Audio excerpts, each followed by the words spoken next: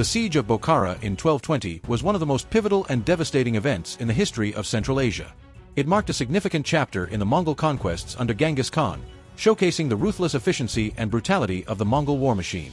Bukhara, a thriving city of culture, trade, and Islamic scholarship, fell to the Mongols, leading to widespread destruction, loss of life, and the enslavement of its population. This event not only reshaped the political landscape of the region, but also left an indelible mark on the collective memory of the Islamic world. To understand the Siege of Bukhara, it is essential to delve into the broader context of Genghis Khan's rise to power and his ambitions for global domination. By the early 13th century, Genghis Khan had united the Mongol tribes and embarked on a campaign of conquest that would eventually create the largest contiguous empire in history. The Khwarazmian Empire, ruled by Shah Muhammad II, was one of the most powerful states in the Islamic world at the time. Stretching from Persia to Central Asia, it controlled key trade routes along the Silk Road, making it a lucrative target for the Mongols. Tensions between the two powers escalated when Genghis Khan sent a trade caravan to establish diplomatic and economic relations, but the caravan was massacred at the city of Otrar on the orders of the Khwarazmian governor, Inalchuq.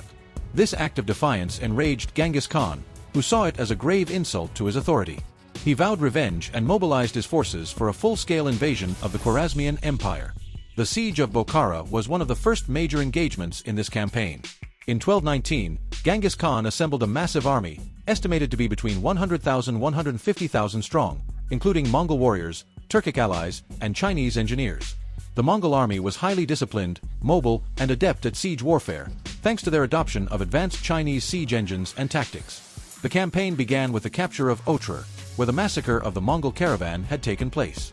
The city was besieged, and after a prolonged resistance, it fell.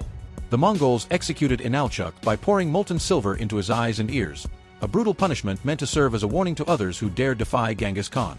With Otrar subdued, the Mongols advanced deeper into Khwarazmian territory. Their next target was Bukhara, a city renowned for its wealth, religious significance, and strategic location. Bukhara was not only a center of Islamic learning but also a key hub for trade and commerce, making it a prized possession for any conqueror. In early 1220, Genghis Khan's forces arrived at the gates of Bukhara. The city was well fortified, with high walls and a garrison of Khwarazmian soldiers. However, the Mongols were masters of psychological warfare and siege tactics. They employed a combination of intimidation, deception, and overwhelming force to break the will of the defenders. Genghis Khan divided his army into multiple units, surrounding the city and cutting off all supply lines. The Mongols used their superior mobility to harass the defenders and prevent any reinforcements from arriving. They also employed siege engines, such as catapults and battering rams, to breach the city walls. The defenders of Bukhara, realizing the futility of resistance, attempted to negotiate with Genghis Khan. However, the Mongol leader was in no mood for mercy. He demanded unconditional surrender and warned of the dire consequences if the city resisted. Despite this, some of the defenders chose to fight, hoping to hold out until reinforcements arrived. The Mongols launched a relentless assault on the city, using fire arrows and incendiary devices to set buildings ablaze. The chaos and destruction caused panic among the population, many of whom sought refuge in the city's mosques and citadel. After several days of intense fighting, the Mongols breached the walls and poured into the city. The fall of Bukhara was followed by a brutal sack. The Mongols showed no mercy to the inhabitants, slaughtering men, women, and children indiscriminately.